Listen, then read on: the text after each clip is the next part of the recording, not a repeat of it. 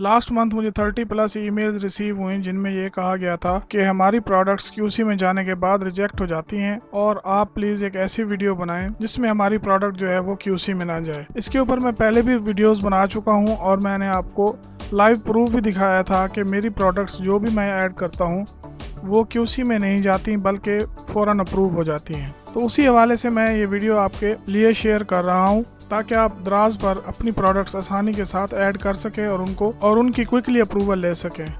तो सबसे पहले आपने जो एक चीज़ ध्यान में रखनी है कि जब भी आप कोई भी प्रोडक्ट अपलोड करना स्टार्ट करें उसके लिए जो प्री रिक्वेस्टीज़ हैं, जो पहले से मौजूद चीज़ें आपके पास होनी चाहिए, उनको आप अरेंज कर लें। सबसे पहले आपके पास 3 प्रोडक्ट के मेन इमेजेस होने चाहिए और उस प्रोडक्ट की एटलीस्ट 50 वर्ड्स की प्रोडक्ट डिस्क्रिप्शन होनी चाहिए। ये डिस्क्रिप्शन मिनिमम 50 वर्ड्स हो ताकि बायर को बाइंग डिसीजन लेने में आसानी हो। और उसके बाद आपके पास एक ऐसा इमेज होना चाहिए जो आप प्रोडक्ट डिस्क्रिप्शन में ऐड कर सकें। अब यहाँ पर जो सीक्रेट टिप्स मैं आपके साथ शेयर करना चाहता हूँ वो ये हैं कि दराज का एल्गोरिदम जो है वो प्रोडक्ट क्यूसी के हवाले से फुल्ली ऑटोमेटेड है, उसमें ह्यूमन इन्वॉल्वमेंट ना होने के बराबर है। सबसे पहले आपने एक बात ध्यान में रखनी है कि आपने प्रोडक्ट की जो बेसिक इन्फॉर्मेशन है वो एक्यूरेट लिखनी है और प्रोडक्ट का नेम जो है वो आप जितना शॉर्ट हो सके उतना शॉर्ट लिखें। उसमें बिलावजह के कीवर्ड्स घुसाने की कोशिश ना करें। जो प्रोडक्ट की कैटेगरी है वो आपने करेक्ट चूज़ करनी है। मिसाल के तौर पर अगर आप फैशन ज्वेलरी सेल कर रहे हैं तो आप फैशन ज्वेलरी की कैटेगरी को ही चूज़ करें, अपनी प्रोडक्ट को बिलावजह दूसरी कैटेगरीज में घुसाने की कोशिश ना करें।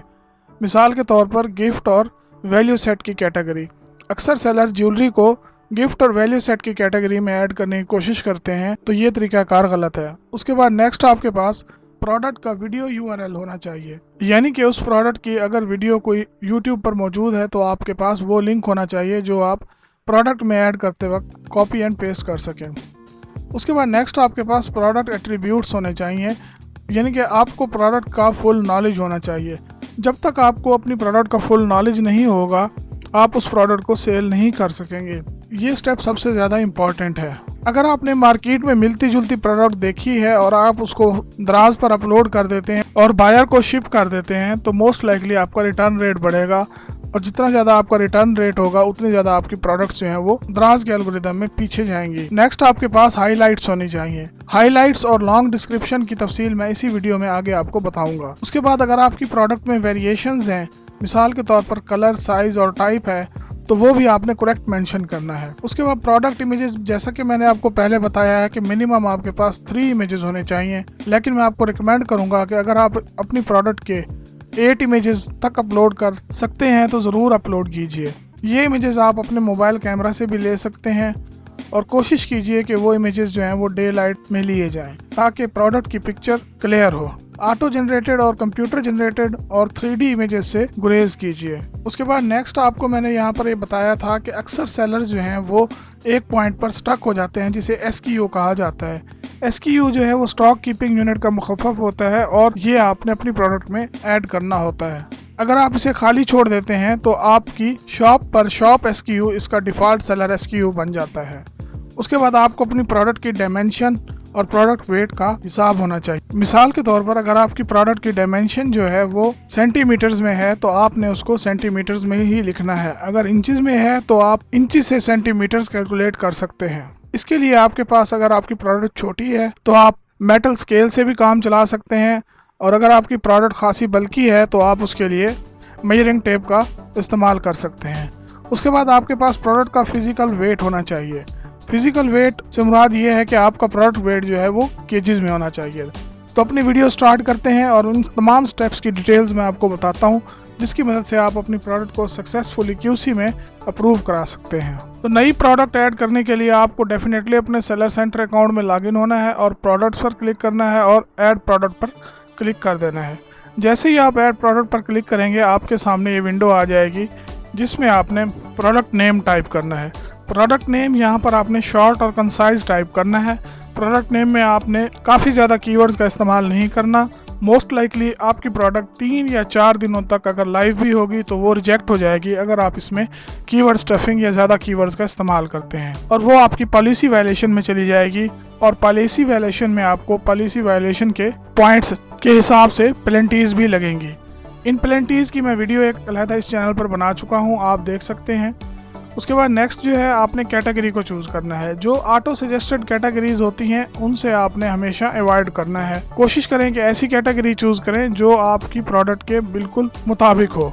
मिसाल के तौर पर अगर आप टी शर्ट सेल कर रहे हैं तो आपने उसको टी शर्ट्स में ही रखना है, आपने उसको कैजुअल शर्ट्स में नहीं डालना, क्योंकि कैजुअल शर्ट्स की कैटेगरी ब्राउज करने वाले बायर्स जो हैं वो कैजुअल शर्ट्स की तलाश में ही आएंगे दराज पर, और दराज भी डिजिटल मार्केटिंग के जरिए कैजुअल शर्ट्स की इंटरेस्ट रखने वाले बायर्स को डेफिनेटली कैजुअल शर्ट्स की कैटेगरी ही दिखाएगा। ये एक की पॉइंट है, इसको आपने इग्नोर नहीं करना। प्रोडक्ट नेम टाइप करने के बाद और कैटेगरी चूज करने के बाद आपने उस प्रोडक्ट का ब्रांड चूज करना है।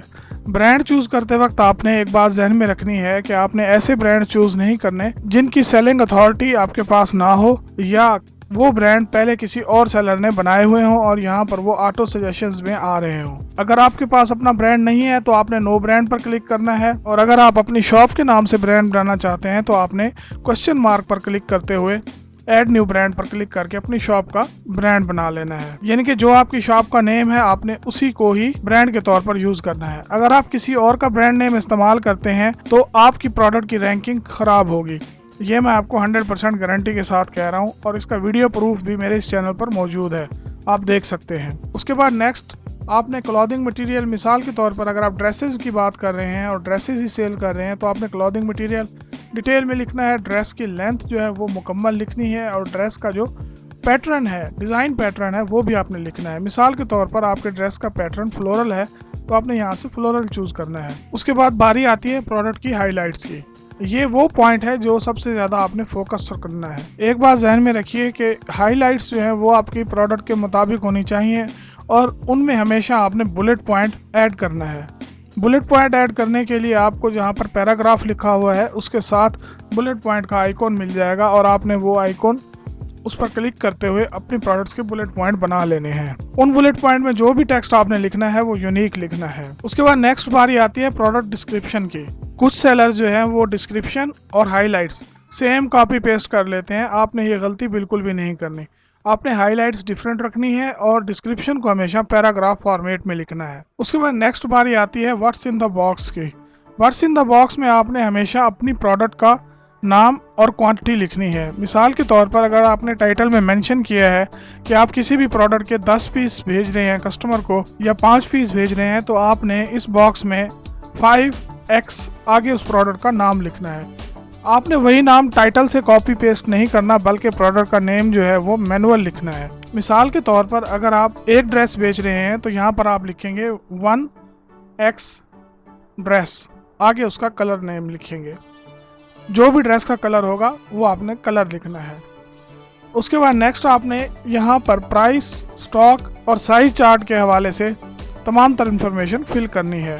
अगर आपकी प्रोडक्ट में वेरिएशंस हैं, स्मॉल, मीडियम, लार्ज है, तो आपने यहाँ पर वो वेरिएशंस ऐड करनी है, और साइज चार्ट जो है वो आपने क्रिएट कर लेना है। अगर आप साइज चार्ट क्रिएट ना भी करना चाहें तो आप प्रोडक्ट की डिस्क्रिप्शन में साइज चार्ट का हवाला दे सकते हैं। उसके बाद कलर चूज करते हुए आपने प्रोडक्ट के इमेजेस अपलोड करने हैं। अगर आपने प्रोडक्ट के इमेजेस खुद लिए हुए हैं, यानी कि मोबाइल कैमरे से लिए हुए हैं, तो उनको किसी ऑनलाइन फोटो एडिटिंग सॉफ्टवेयर में कंप्रेस कर लीजिए ताकि वो इजीली यूजर के मोबाइल पर ओपन हो जाए।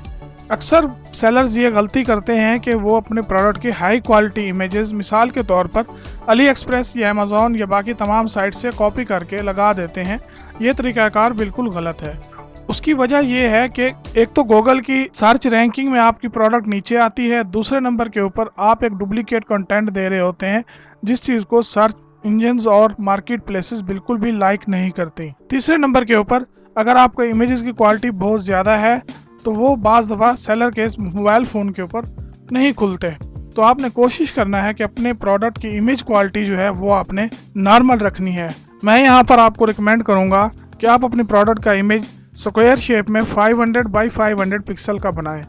इससे ज़्यादा बड़ा इमेज बनाने की सूरत में बाज़ दफ़ा वो इमेज मोबाइल पर ओपन नहीं होता और कस्टमर जो है वो प्रोडक्ट छोड़कर चला जाता है। उसके बाद नेक्स्ट स्टेप में अगर आपने प्रोडक्ट की वेरिएशन ऊपर ऐड की हुई हैं तो उन वेरिएशंस में आपने अपनी क्वांटिटी लिखनी है। मिसाल के तौर पर अगर आपके पास एक ड्रेस स्मॉल क्वांटिटी में 50 पीसेस का है और मीडियम क्वांटिटी में वो आपके पास 100 पीस है, तो आपने वही क्वांटिटी यहाँ पर लिखनी है। इस चीज को आपने केयरफुली फिल करना है, क्योंकि एट वंस जब आपकी प्रोडक्ट रैंकिंग में जाएगी तो आपके पास ज़्यादा ऑर्डर आने के चांस होते हैं, या जब भी आप कोई कैंपेन ज्वाइन करते हैं तो आपके पास ज़्यादा ऑर्डर आने के चांस होते हैं, और ज़्यादा ऑर्डर आने की सूरत में आपके पास वो चीज़ मौजूद नहीं होती, जिसके नतीजे में आप कस्टमर को दूसरा साइज शिप कर देते हैं और वो रिटर्न कर देता है। आप इस बात को यकीनी बनाइए कि आपके पास जितनी भी क्वांटिटी है आप वही क्वांटिटी यहाँ पर मेंशन करें और उसकी प्राइस भी मेंशन करें।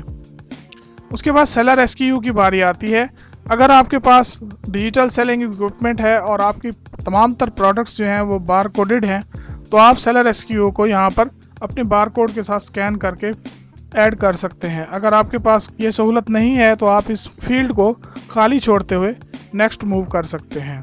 उसके बाद आती है प्रोडक्ट वेट की बारी। प्रोडक्ट वेट और डायमेंशन ये सबसे ज़्यादा अहम होता है शिपमेंट में। शिपमेंट में ये इस वजह से अहम होता है कि दराज जब सेलर को ये प्रोडक्ट दिखाता है और आपके प्रोडक्ट पेज के ऊपर इसकी शिपमेंट कॉस्ट आ रही होती है, वो अकॉर्डिंग टू प्रोडक्ट डायमेंशन और प्रोडक्ट वेट के हवाले से आ रही होती है। सपोज आपने एक प्रोडक्ट का वेट अगर ज़्यादा ऐड कर दिया है तो कस्टमर को बाइंग प्राइस के साथ जो शिपिंग फ़ी लगेगी वो ज़्यादा लगेगी। इसमें मोस्ट लाइकली चांसेस हैं कि आपकी प्रोडक्ट छोड़कर कस्टमर चला जाए। अगर आप फ्लायर में शिप करते हैं तो सिंपली आपने सिर्फ प्रोडक्ट का वेट निकाल लेना है और फिजिकल वेट को यहाँ पर मेंशन कर देना है, और जो आपकी प्रोडक्ट की डायमेंशन है जिसमें प्रोडक्ट की लंबाई, चौड़ाई और ऊंचाई तीनों चीज़ें शामिल हैं, आपने उनको कैलकुलेट कर लेना है एक नॉर्मल स्केल के साथ। ये तमाम तर डायमेंशंस आप CMs में लिखेंगे, इंचेस में नहीं लिखनी है आपने, यानी कि सेंटीमीटर्स में आप यहाँ पर मेंशन करेंगे। उसके बाद ये सारा प्रोसेस मुकम्मल करने के बाद आपने सबमिट पर क्लिक कर देना है और आपकी प्रोडक्ट 1.5 से 2 घंटे में लाइव हो जाएगी। जब आप ये स्टेप सारे फॉलो करते हैं तब आपकी प्रोडक्ट लाइव होती है। और अगर आप अपने टाइटल डिस्क्रिप्शन में अननेसेसरी कीवर्ड्स का इस्तेमाल करते हैं तो आपकी प्रोडक्ट के मोस्ट लाइकली चांस होते हैं कि वो रिजेक्शन में चली जाए, और उसके ऊपर 2 या 3 ऑब्जेक्शन ऐसे हैं जो आपके पास आएंगे। उनमें पहला ऑब्जेक्शन ये है कि content is not according to Daraz policy, और दूसरा ऑब्जेक्शन हो सकता है कि रॉन्ग कैटेगरी, और तीसरा ऑब्जेक्शन ये हो सकता है कि आपकी प्रोडक्ट मुकम्मल तौर पे लॉक कर दी जाए और आपको उसका पेनल्टी पॉइंट लगाया जाए। दराज पर सेलिंग करने के लिए अभी आपके पास मौका है, आप कर सकते हैं अगर आप अच्छे तरीके से करना चाहें तो। नेक्स्ट दराज की जो इम्प्लीमेंटेशन आ रही है वो ये आ रही है कि दराज फी सेलर जो है जितनी भी उसकी लिस्टिंग होगी उन लिस्टिंग के पैसे चार्ज करेगा। ये मैं आपको 100% ट्रू बता रहा हूँ। ये आज नहीं तो कल जल्द ही ये अपडेट होने वाला है कि जितनी आपकी लिस्टिंग होंगी उसकी एक फ़ी होगी, यानी कि 15 रुपये, 20 रुपये, व्हाट्सएवर जो भी दराज डिसाइड करेगा उस लिस्टिंग के हिसाब से आपको मंथली चार्ज किया जाएगा।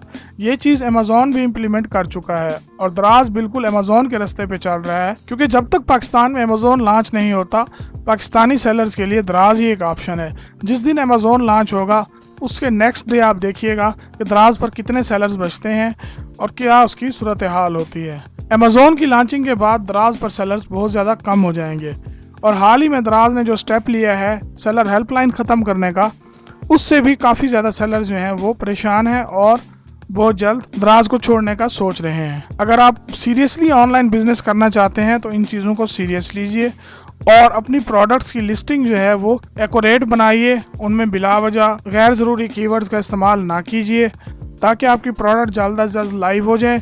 और हमेशा हर प्रोडक्ट के लिए एक ही लिस्टिंग रखिए, मल्टीपल लिस्टिंग्स ना बनाइए, इसका आपका कोई फ़ायदा नहीं होने वाला। दराज के एल्गोरिथम में जितना आप रेवेन्यू दराज को दे रहे हैं उतनी ही ज़्यादा जगह आपको दराज जो है वो अपनी लिस्टिंग में देता है। ये बात आपको कोई भी सेलर नहीं बताएगा, क्योंकि यहाँ पर जो जितने भी वीडियो ट्रेनर्स हैं या जितने भी हजरात हैं उनको इन चीज़ों के बारे में पता ही नहीं।